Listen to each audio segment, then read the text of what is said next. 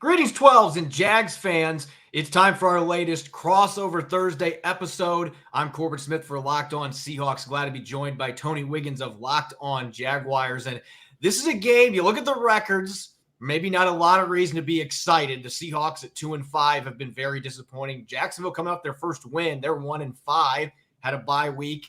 Going to be heading out to Seattle for the first time since 2013. But there's quite a bit at stake in this game because both teams realistically are still in the playoff hunt. I don't know how in Seattle's case, but only 6 teams with the winning record in the NFC. They're still in the hunt. Jacksonville's in a division that's still very much up for grabs if they can get hot. And these two teams have a lot of ties, whether it's coaches and players that have changed teams. There's a lot of former Jacksonville players on Seattle and vice versa. So this is kind of an intriguing matchup, despite the fact that the two teams both have 5 losses apiece before October flips to November.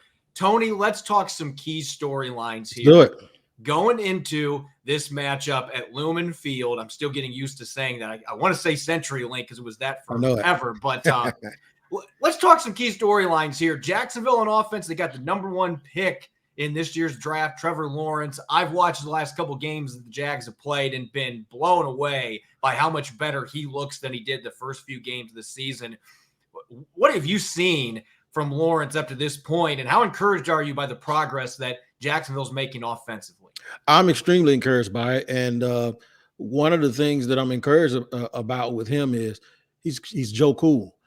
This doesn't look too big for him. At first, you could say that it probably looked too big for him when he first came out of training camp, but really what it is was you saw a guy who's super, super talented, who's used to being able to will himself to victory, trying to play hero ball, and that caused some problems. That caused him to try to force some balls. That caused him to not check down. And, you got to check it down when you can in the NFL. You're not going to always hit the big plays that you hit in college. And he trusted that big arm of his, and it got him in a little bit of trouble because young guys always have to remember, you're not just playing against the players on the other side. You're usually playing against some old, grimy, 35-year assistant coach that you're trying to match wits with, and he's going to fool you every time. So Trevor just calmed down and started to trust and believe in his teammates a little bit more, and the coaching staff started to use his teammates. So what happened is you saw a calming effect. You saw the lights not get too big for him on a Thursday night game, matching up with Joe Burrow, where he played very well. So, he looks like he's going to be the boss and be the part and a guy who could probably end up one of those top 6 guys for about 10 years. Yeah, and I'll tell you what, from Seattle's defensive perspective, they've had 2 pretty solid games on defense after the first 5 games giving up a bazillion yards. It seems like that's the new Seahawks defense. They did it last year. We're on pace to shatter the record. This year they were on that pace, and I think they now are off of that pace after the last 2 weeks, but they've been playing against an aging Ben Roethlisberger, and Jameis Winston the other night was really struggling to throw the football accurately in the rain with the wind. So take those 2 games with a grain of salt. I really believe that this is going to be a test for them because of Trevor Lawrence's physical abilities, and that includes his mobility. The Seahawks have had a lot of trouble with quarterbacks that can move and run around, and so that is something that's going to be very interesting to watch because this is a Seahawks defense that has a lot of talent when you look on paper. Jamal Adams should be one of the best safeties in the league. Bobby Wagner, 6-time All-Pro. You've got Carlos Dunlap up front. Poona Ford's one of the most underrated defensive tackles in the league. Jordan Brooks has had his moments where he's looked really good next to Bobby Wagner. Quandre Diggs has been a Pro Bowl free safety. I mean, they've got tons of talent, and yet they've been getting carved up most of this season. They've had all kinds of issues with communication, coverage breakdowns. Their pass rush was supposed to be a strength, and it hasn't been. So it's been a highly disappointing season on defense, and yet this is going to be a pretty good game for them. A nice little litmus test against a player that so far, I believe, has lived up to the billing in Trevor Lawrence. Yeah, and one of the things that I think I grazed over it a little bit, and I'll go back. What makes this tough, and I do believe it's going to be a very close game. If you watch the last 2 against Miami, which was a win in London, and the week before that, it was a Thursday night game. Well, no, I'm sorry. They played tough against the Titans and in the first half and then got overrun in the second half. But they led Arizona 2 weeks prior to that game. They led Arizona at halftime, and then they played on Thursday night on a short week, and they lost on a walk-off kick to Joe Burrow. in Cincinnati. And Joe Burrow, it turned out that they're a pretty good team. So when you look at Arizona, Cincinnati, Tennessee, those 3 games, they didn't look overmatched until in the second half in 2 of them, and they lost the Cincinnati game at the buzzer. And then, of course, against Miami, they came out slow. They didn't panic. They regrouped, and then pretty much dominated the second half, and then found a way to win the game with 2 50-yard kicks at the end of regulation and a 4th-yard stop in between. So I think what they've done is they came out of camp not knowing who they were and what they had, and used camp as a big tryout, which was a mistake. They've got their footing up underneath them now, and they know who their weapons are. They know who their best guys are. It's Trevor Lawrence. It's James Robinson. It's Marvin Jones Sr. And Jamal Agnew has made some big plays, and they're using him as a speed guy. So now you'll see them start to condense. I know it's a college basketball phrase, but when he gets into the tournament, he shortens his bench. So now you're going to see the Jaguars shorten their bench a little bit, and that's because they now have an identity behind those 4 or 5 players that I just mentioned.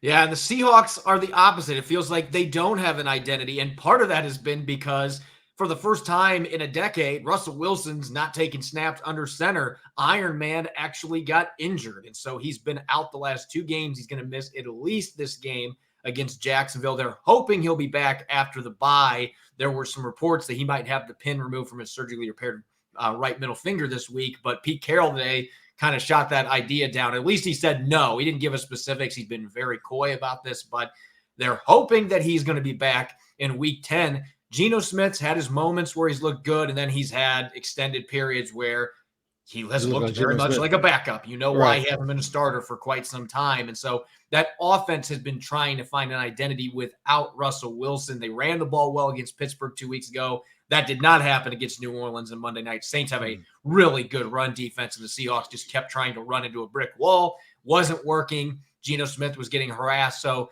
despite having the weapons they have on the outside, their offense has been pretty underwhelming in the last couple of weeks without Russell Wilson. As expected, there's been a big drop-off at the quarterback spot. And so this is going to be a drop-off in quarterback the Jaguars are going to be facing compared to some of the ones they have faced in recent weeks. And so that might give them the advantage, might make them a favorite in this game, because winning at Lumen Field is not hard anymore, apparently. The Seahawks are 0-3 now at home. It's just been an unprecedented season. We'll have more time to discuss that as we dive deeper into the show. We're going to get into some concerning matchups here in a minute. But first, this episode of Locked On Seahawks is brought to you by McDonald's, proudly serving communities since 1965. McDonald's has always been more than just a place to get tasty, affordable food. It's a place where friends and family can come to reconnect. Win or lose, it's a place where teammates, competitors, the home team or the away team can come to recharge. I remember always stopping at McDonald's after our two-a-days, and I know that's foreign to a lot of current high school football players, but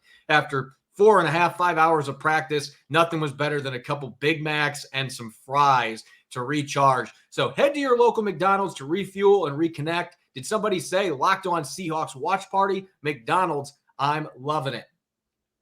And this episode is also brought your way by Rock Auto. With the ever-increasing numbers of makes and models, it's now impossible for your local chain auto parts store to stock all the parts you need. Why endure often pointless or seemingly intimidating questioning and wait while the person behind the counter orders the parts on their computer, choosing only the brands their warehouse happens to carry? You have computers with access to rockauto.com at home and in your pocket. Why choose to spend 30, 50, or even 100% more for the same parts from a chain store or a car dealership? Rock Auto prices are reliably low for every customer. They have everything you could need, whether it's brake parts, tail lamps, motor oil. They even had a steering wheel cover for my new Dodge Charger. Go explore their easy-to-use website today to find the solution to your auto parts needs. Go to rockauto.com right now and see all the parts available for your car, truck. Right, Locked On in there. How did you hear about us box? So they know we sent you. Amazing selection, reliably low prices, all the parts your car will ever need. rockauto.com.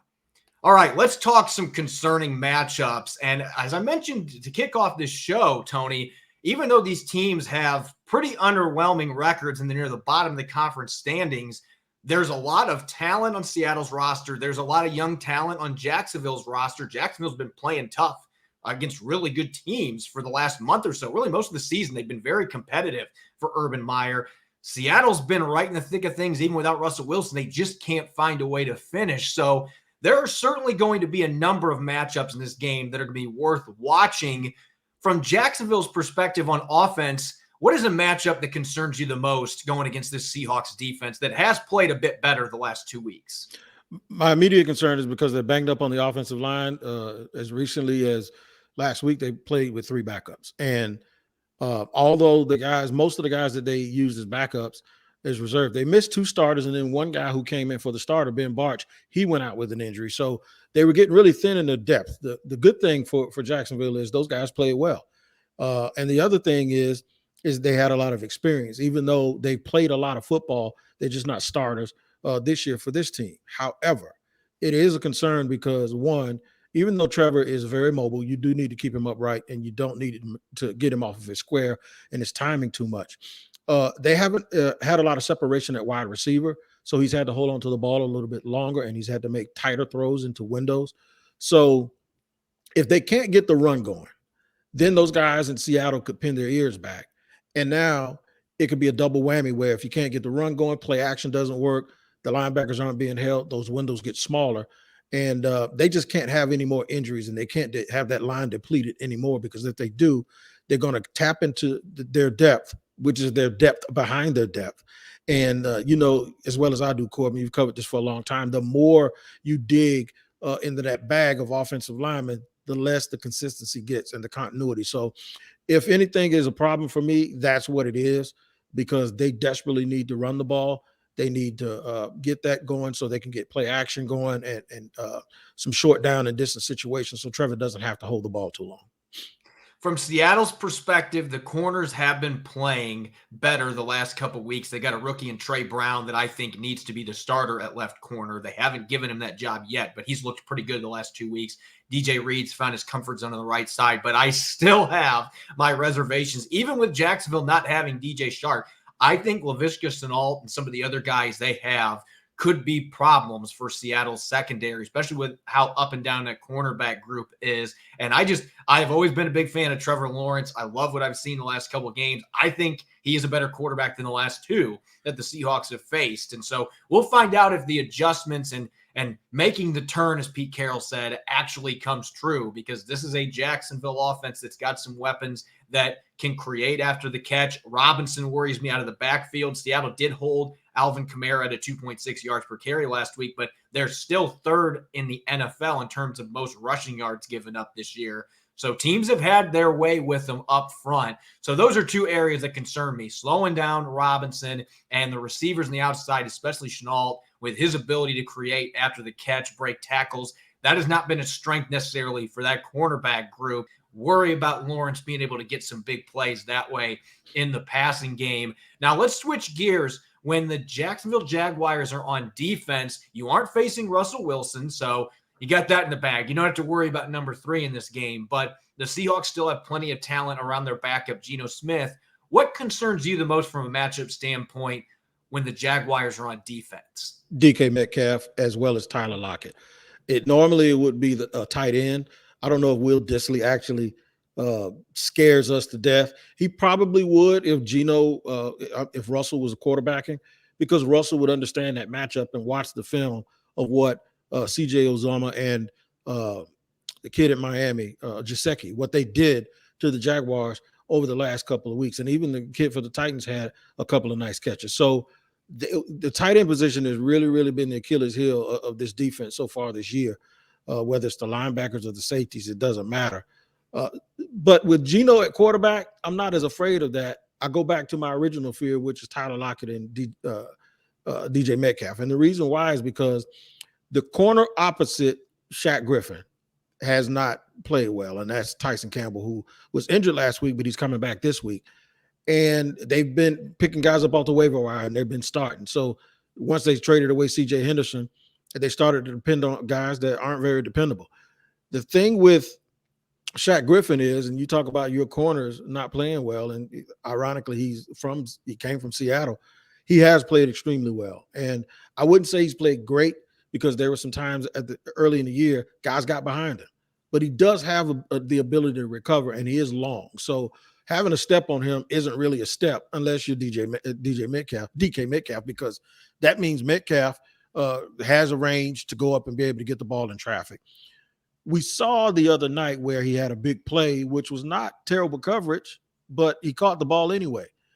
It's just that for me, that fear is tempered a little bit because it's not Russell Wilson and because it is Geno Smith. I just don't trust him very much, especially late.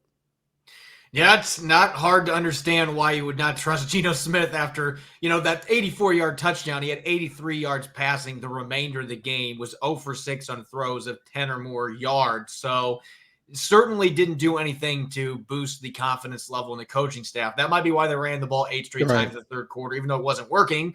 They figured, let's keep trying because we're not moving the ball through the air.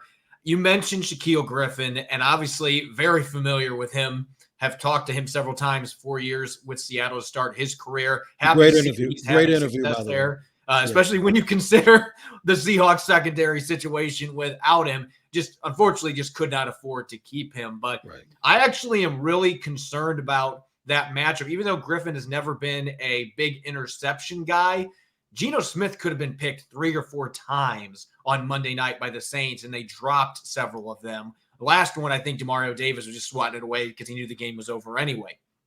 But he could have thrown 3 or 4 picks in that game, and I worry about him taking some shots and the ability of Griffin to recover. As you mentioned, he did that a lot in Seattle because he's got that 4.3 speed, the ability to be able to recover when he gets beat.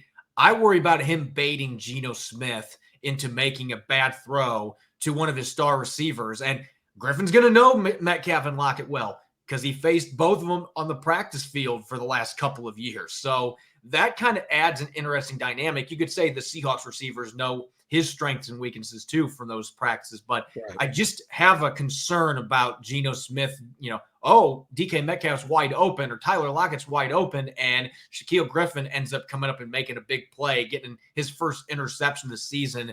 That is my biggest concern with Geno Smith under center. If Russell Wilson was playing, I obviously would have a lot more confidence, but that is actually a matchup that worries me a little bit. And you should be grateful that tight ends have been your Achilles heel because the Seahawks don't know how to use them, and they haven't for years. So I think you should be grateful for that. Gerald Everett could probably have pretty good numbers, but they very rarely get him the football. So Jacksonville might not have too much to worry about. Or maybe this is the game Seattle actually figures out how to do that. That would be something. Yeah, it would be something because that has really, really been, if you look at tape, if anybody watches tapes, if there's a tight end around this league, he would be licking his chops. They've made everyone look like Travis Kelce. And if they're going to be good, that absolutely has to stop. Now, one area where they are solid, and it kind of works into what I consider a little bit of a weakness for you guys right now. They can stop the run, Jack. They got a couple of 330-pounders up front, and they do a really, really good job with their run fits. Joe Cullen came over from Baltimore. He was the front seven coach, obviously, in Baltimore. Now he's the defensive coordinator. They play a lot of high energy up front, and they're big and they're physical. So they didn't stop Derrick Henry, but nobody does. They contained him. They contained him, and then he got tired, and then he was getting 8 yards a carry and ended up with like $120 in the game. But early on, he was not that much of a factor. I think that part of it really, really helps Jacksonville, and it's going to give them a chance to mix some things up in the A-gap to try to knock Smith off of his square a little bit. So if I'm happy about one matchup, it's the defensive line and the ability to stop the run with no Chris Carson, with not fearing play action, with Russell Wilson not being there. I think this is the thing that gives me the most confidence about Jacksonville being able to stick around in this game. Now, I am a little concerned about one thing. Seattle's lost 2 close games. They don't – teams like that usually figure it out, that they've lost these games at the buzzer, and they've lost to teams that are probably a little bit better than Jacksonville. I almost wish they would have won the other night because maybe they get a little loosey-goosey and lackadaisical, but it didn't happen. What are some of the other things that you're concerned with when it comes to Seattle matchup? Well, one other matchup that really does concern me, because you mentioned the D-line, and I don't know about them being able to run the ball. I mean, Steelers were a top 10 run defense, and they ran the ball really well against them 2 weeks ago. And then the Saints just stuffed pretty much everything that they tried to do with the run game. So they've just been very inconsistent. But surprisingly, Dwayne Brown has taken a big step back so far this year. And the decision not to extend him before the season's actually looking like it might have been a pretty smart choice. He's had major issues. He's tied for the league lead, giving up 5 sacks, which he only gave up 1 all of last year. So Josh Allen coming off the edge really concerns me. Geno Smith got sacked 5 times on Monday night, and about 3 or 4 of them were ones he had absolutely no business taking. He needs to get the football out. But at the same time, the offensive line wasn't doing him any favors, particularly the tackles. They might not have Brandon Shell, who re-aggravated his ankle injury that he missed 2 games with earlier this year. So, yeah, the tackles against Josh Allen and those edge rushers, that is another area that absolutely concerns me going into this game. All right, I'll tell you what, segment number 3, man, we're going to figure out some keys to victory, and we'll do that on this crossover of Locked On Seahawks and Locked On Jaguars in just a second. After I tell you guys about betonline.ag, betonline.ag is back and better than ever with the new web interface for the start of basketball season. And right now, during the World Series, you can really, really go on and get more props, odds, and lines better than before, way more better than before, way more better. I like saying it like that. BetOnline remains your number 1 spot for the basketball and football action this season. So head to our new updated desktop or mobile website to sign up today and receive your 50% welcome bonus. That's right, on your first deposit. Just use our promo code Locked On to receive your bonus.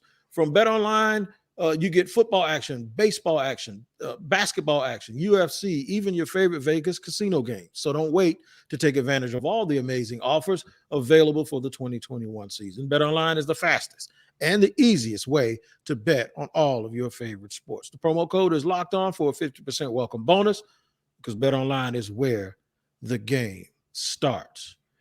And we thank you on Locked On Jaguars as well as Locked On Seahawks for making us your first listen every day. And we are free on all platforms to be your first listen.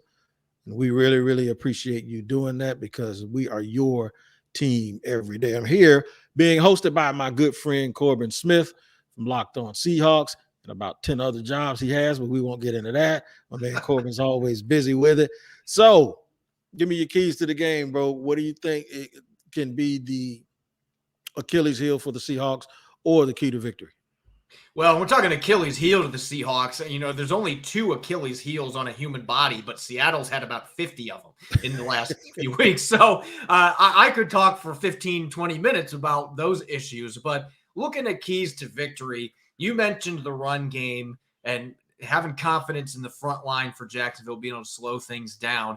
The Seahawks can't be stubborn about this like they were against the Saints. But, I mean, they've got to find a way to be able to move the ball on the ground effectively, because you just can't put Geno Smith in situations where it's 3rd and 9 and 3rd and 10, and he's got to drop back and try to win the game with his arm and sling the ball around the yard 40 times a game. You can't do that with him. And I think Jacksonville's got enough talent in the secondary that could be a problem if you put him in those kind of spots. So They're going to have to find a way to get the ground game going. And I'm not saying they need a 100-yard rusher like they did 2 weeks ago, but they need to be more efficient with their run game this week than what they were against the Saints. Jacksonville has not been quite as stout against the run as the Saints have been up to this point. So maybe a little bit of confidence there. And gosh darn it, use the tight ends. I'm going to stick with what you said there. I've been saying this for 3 years, Tony. I think all of our listeners on Locked On Seahawks are probably tired of me bringing it up. But I mean, every week I'm like, this is the week a tight end's going to break out. I've been doing it for 3 years because Gerald Everett's got a lot of talent. Will Dissly is a reliable target. Colby Parkinson, I don't believe he's maybe had 1 catch this year, but he was great in training camp. He's a big-time talent, and they're never trying to get him the ball. So I don't understand. If you're going to get him going, this is the game to do it. And I think it would really help Geno Smith, because they weren't using the middle of the field last week. They were trying to take all those deep shots, long developing routes. Use that intermediate game with Geno Smith. Allow him to get the football out quickly to those tight ends, especially Gerald Everett, who's so good at creating after the catch. Let those guys go to work, and then Jacksonville's going to have to make adjustments. That's where your play-action deep shot to DK Metcalf or Tyler Lockett comes. When you've sucked those safeties up because they're worried about the tight ends, that's where you get those big plays downfield. They just, without Russell Wilson, they can't force the issue trying to get those big plays. And I think that last week, the 84-yard touchdown to Metcalf ended up kind of not being a blessing in disguise, so to speak. I think that they kind of were like, oh, we can get these big plays. And the reality is you're not going to get many of those with a backup quarterback like Geno Smith in the lineup. You have to set those up. I think you do that with a run game and those quick passes. Get the tight ends involved. Shane Waldron, I hope you're listening, because this has been a problem for half a decade. Get the tight ends involved. Now, you're right. And for us, our Achilles heel can be, if they're going to lose this game, it's going to be because pre-snap penalties, long down and distance on first down. Although Trevor, in the past, that was a death sentence for Jacksonville because of Gardner Minshew and Blake Bortles. With Trevor, they can get a holding penalty. It can be 1st and 20. They get 9 yards on second down, incompletion on, 9 yards on first down, incompletion on second down, and it's 3rd and 11, and he can do it. That's what having a talented guy with a big arm gets you. You're never really too far behind. But you don't want to make a habit of it and be behind the sticks the entire game, because it starts to wear on you, and it starts to make you dig into your bag of tricks too much. And then there comes the interception, or there comes somebody running free up the A gap from Jamal. Yeah, I'm talking about him running free up the A gap and getting a sack. So what you want to do is you want to keep that thing at 2nd and 6, 2nd and 3. If you're able to do that, then you're able to hold on to the ball, dig into your bag, use some clock up, and get out of there. And I don't think traveling, everybody talks about traveling. I think travel doesn't bother two groups of teams. Traveling from Florida to the Pacific Northwest doesn't bother a veteran team and a really good team. It's because they understand. And then it doesn't bother a real young team because they're too dumb to realize they're supposed to bother them. You know what I'm saying? It's like a kid that gets on a roller coaster and doesn't buckle his seat. He don't care. He doesn't even know he's supposed to be worried about that stuff. You only start worrying about it when you get old enough to fear it, right? So I don't think that they're going to worry about that. I think they're a loose bunch. Kind of in a weird way, the stuff that happened with Urban off the field kind of put the impetus back on the players, and it made it so that Urban kind of wanted to just fade into the background a little bit. And what happened is that one of the things that they were struggling on was their identity. And it felt like between Urban wanting to run what he ran in college and Darrell Bevel wanting to try to implement it and make it all work, the analogy that I've been given, it felt like they were eating fried chicken and ice cream on the same plate, which I like them both. I like them separate. It just doesn't work when you try to do it together. And it feels like what happened was Urban humbled himself a little bit, needed other guys to do stuff, and then in the process probably found out, I can really trust these guys. And it seems as if it's galvanized this team because everybody was asking them all of these questions. Those guys are hugging on the sidelines and they're reassuring each other, and the players are taking a little bit more of a leadership role, and it seems like Urban's able to delegate authority now to his assistants. So now they do have an offensive identity, and you will see a crisp team the way you've seen it the last couple of weeks. They came out of training camp not really knowing who they were, and you saw them practicing. It looked like they were in preseason games for the first 2 weeks. I don't think that's the case here. I actually am going to stand here right now and pick them to win this game because I honestly believe – I don't think they're a great team. I don't think they're a playoff team. But I did come into the season thinking they win 6 or 7 games and be competitive in 2 or 3 more. That's where I think they're getting back to. And they got off to a little bit of a slow start, Corbin. But I think their Achilles heel is not as big as the probability that they're going to be able to find themselves a little bit on this trip and win this game. And really, it's really because of Geno Smith. Yeah, and that's where I kind of sit at this point. I'm actually, from a analyst perspective, I actually think that this is a very dangerous matchup for the Seahawks team. And I mentioned earlier, Trevor Lawrence being the number 1 overall pick. He's been that number 1 guy throughout his football career, moving up the ranks for a reason. He is a big-time talent with great football IQ, outstanding leader, outstanding teammate, and he's really figuring things out. Now that he has had a few games under his belt, like you mentioned, I couldn't figure out as an outsider. I love Gardner Minshew, but why were you giving him first-team reps throughout? That made no sense to me. But now that Lawrence is the guy and he's had these reps, he's gotten a more trust build up, more connection with his receivers. They've got a really talented running back that I really like in Robinson. So this game really scares me. And so for that reason, I actually am going to pick the Seahawks to lose this one as well. I picked them to beat New Orleans. You would think at some point they can't go to 0-4 at Lumen Field, right? Well, you don't have Russell Wilson, and I think that they are learning their lesson right now. He has been able to cover up so many mistakes that the front office has made. They have not drafted worth a crap. They haven't, for the last 4 or 5 years. DK Metcalf's been the one exception. They just haven't drafted well. The guys they picked have gotten hurt. Marquise Blair just had another season-ending injury. LJ Collier is a healthy scratch because they've basically given up on him, and he was a first-round pick a few years ago. They have just not been able to restock the cupboard. Russell Wilson has made it that has been masked because he's such a phenomenal player, and they have some other talented guys. But now that you don't have him there, I mentioned this the other day, the chickens have come home to roost. And this football team just isn't very good. They're trending in the opposite direction of the Jaguars. I think the defense is playing better, but I don't think that they can make up for the fact that this offense right now is a sinking ship without a captain. They don't have a coordinator that is making the plays to help Geno Smith be successful. Geno Smith is a backup for a reason. Their run game is too inconsistent. So I actually think Jacksonville wins this one 27-21. I think the Seahawks are going to find a way to get 3 touchdown drives in this game, but I don't think it's going to be enough. I think Jacksonville is going to be able to have enough success on offense, might even have some special teams plays. Seattle special teams have been breaking down the last couple of games. I just don't have a good feeling going into this game. Until they get Russell Wilson back, it's hard for me to be optimistic because they just have too many cracks on this roster now. I'm going to go 24-20. I think that's going to be the score. We're close enough on those numbers.